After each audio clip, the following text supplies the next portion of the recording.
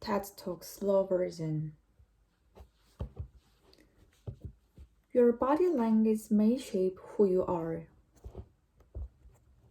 So I want to start by offering you a free, no text like hack. And all it requires of you is that you change your posture for 2 minutes. But before I get away, I want to ask you to right now do a little audit of your body and what you're doing with your body. So how many of you are making yourself smaller? Maybe you're hunting, crossing your legs, maybe wrapping your ankles. Sometimes you hold onto your arm like this. Sometimes we are spread out. I see you. So I wanted to pay attention what you're doing right now. You're gonna come back that in a few minutes, and I'm hoping that if you learn to treat this a little bit, it could significantly change the way your life unfolds. So we're really fascinated with body language, and we're particularly interested in other people's body language. We're interested in like a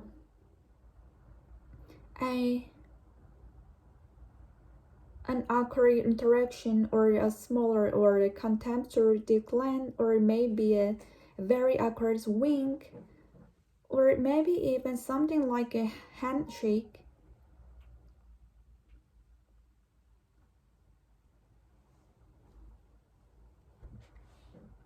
So a handshake or the lack of handshake can have us talking for weeks and weeks and weeks, even BBC and New York Times. So obviously, when we think about nonverbal behavior or body language, like we call these nonverbals as social scientists, it's language. So we think about communication. When you think about communication, we think about interactions. So what is your body language communicate to me? What's mine communicating to you? And there is a lot of reason to believe this is a valid way to look at this. So social scientists have spent a lot of time looking at the effects of our body language or other people's body language or on judgment. And we make sweeping judgments and inferences from body language. And those judgments can predict really meaningful life outcomes like who we hire or promote, who we ask out on a day. For example,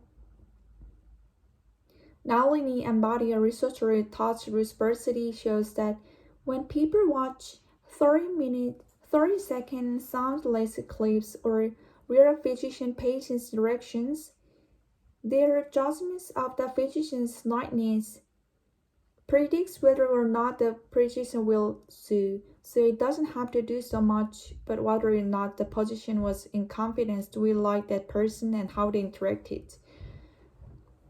Even more dramatic, Alex Totter at Princeton shows us that judgments of political candidates' faces in just 1 second predict 70% of U.S. Senate and gubernatorial race outcomes. And even let's go digital, emoticons used well in online negotiations can lead you to claim more value from the negotiation if you use them poorly. Bad idea, right? So when you think about non-verbal how to judge others, how they judge us, what their outcomes are, we tend to forget those the other audience that influences by a non-verbals, and that's ourselves. We are also influenced by our nonverbals, our thoughts and our feeling and inner physiology. So, what nonverbals am I talking about? I'm a social psychologist. I study prejudice and I teach at a competitive business school. So, it was inevitable that I could become interested in power dynamics. I became especially interested in nonverbal expressions of power and dominance. And what are non-verbal expression of power and dominance? Well, this is what they are. So in the animals kingdom, they are about expanding. So you make yourself big, you stretch out, you take up space, you're basically opening up. It's about opening up. And this is true across the animal kingdom. It's not just limited to primates, and humans do the same thing. So they do this both have power sort of chronically and also when they are feeling powerful in the moment. And this one is especially interesting because it really shows us how universal and all these expressions of power are. This expression, which is known as pride, Jessica Tracy has studied. She showed that people who are born with sight and people who are congenitally blind do this when they win at the physical competition. So when they cross the finish line and they won, it doesn't matter if they have never seen anyone do it, they do this. So the arms up in the V, the chin is slightly lifted.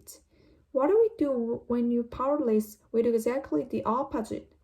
We close up, we are wrapping ourselves or wrapping ourselves small. We don't want to bump into the person next to us. So again, but animals and humans do the same thing. And this is what happens when you put together high and low power. So when we tend to do, when it comes to power, is that we complement each other's non-bubbles. So if someone's been really powerful with us, we tend to make ourselves smaller. We don't mirror them with the opposite of that. So I'm watching this behavior in the classroom, and what do I notice? I notice that MBA students really exhibits the full range of power in non-bubbles. So you are people who are like character of the alphas, like really coming into the room. They get right into the middle of the room. Before class even starts, they are really gonna occupy space. When they sit down, they're sort of spread out, there is hands like this. You have other people who are virtually collapsing when they come in. As soon as they come in, you see it. You see the faces and their bodies, and they're sitting in their chair and they make themselves tiny and they go like this. They raise his hand. I noticed a couple of things about things. One, you're not gonna be surprised. It seems to be related to gender. So women are much more likely to do this kind of things than men. Women feel chronically less powerful than men, so this is not surprising. But the other thing I noticed is that also seems to relate to the extent to which the students were participating and how well they are participating. And this is really important in the MBA classroom because participations count for half of grade. So business school have struggled with the gender grade gap.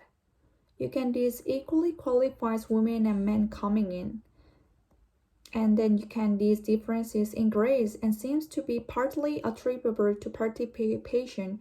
So I started to wonder, okay, so you have these people coming in like this and they are participating. It is possible we can get people to fake it and we then lead them to participate more. So my main collaborator, Data Carney, who's at Berkeley, and I really wanted to know, can you fake it till you make it?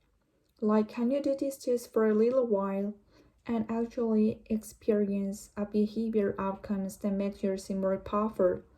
So we know that our non-verbal govern how other people think or feel about us. There's a lot of evidence, but our case really was, do our unverbal govern how we think and feel about ourselves?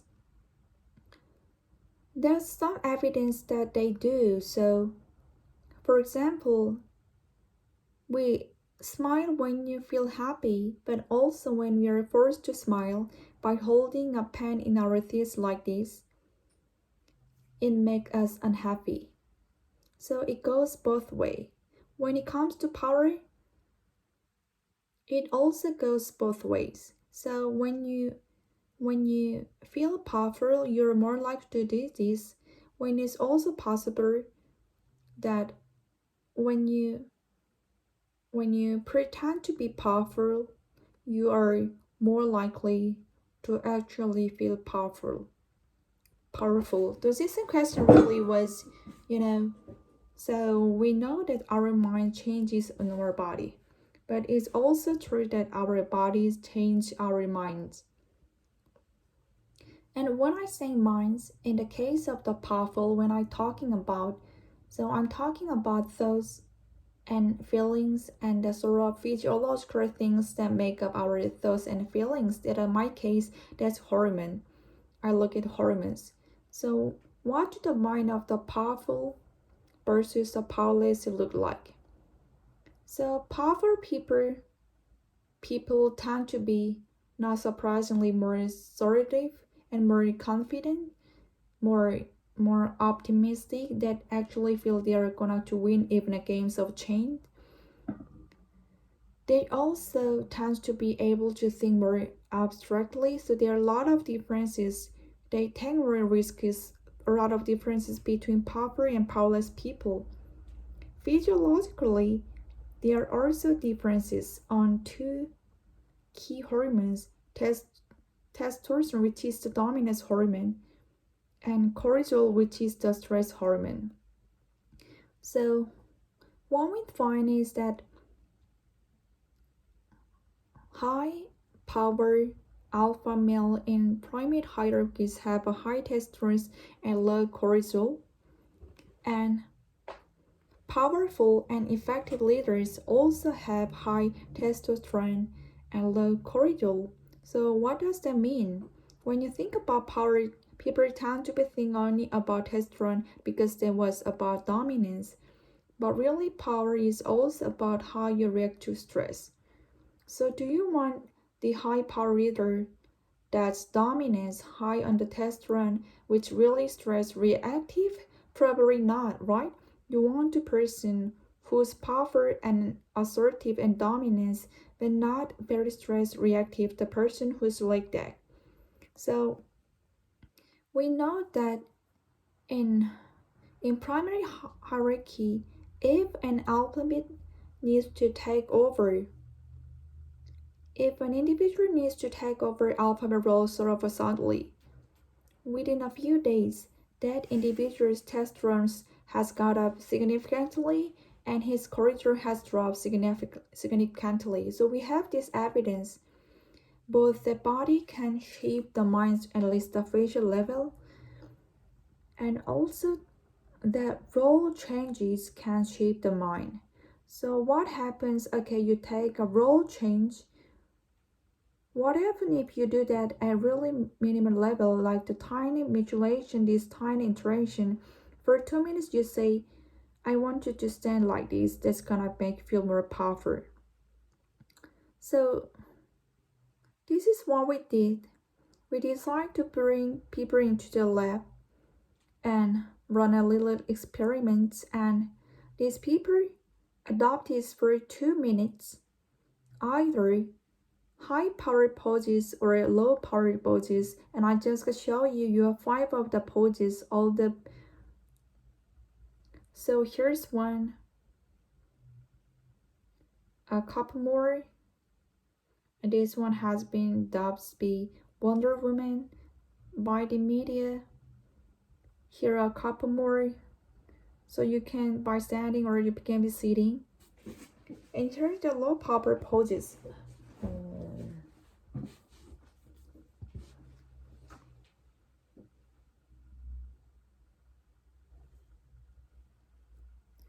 And here's our low power poses. So you first think you're making yourself small. This one is very low power. When you touch your neck, you're really protecting yourself. So this is what happens. They come in, they spread into the vial. For 2 minutes, we say you need to do this or this.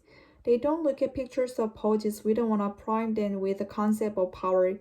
We want them to feeling power. right? So 2 minutes they do this.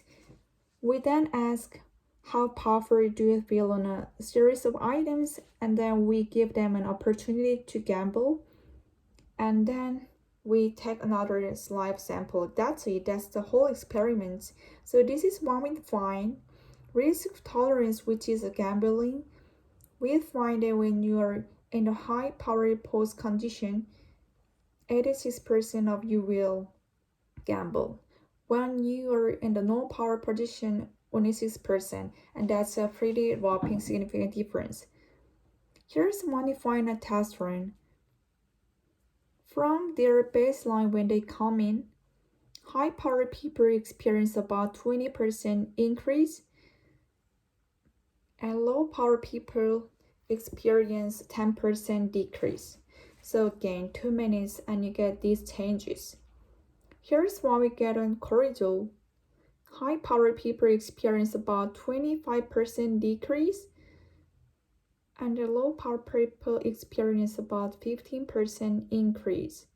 So 2 minutes leads to these hormonal changes that configure your brain to basically be either assertive, confident and comfortable, or really stress reactive and feeling sort of shut down. We all have that feeling, right?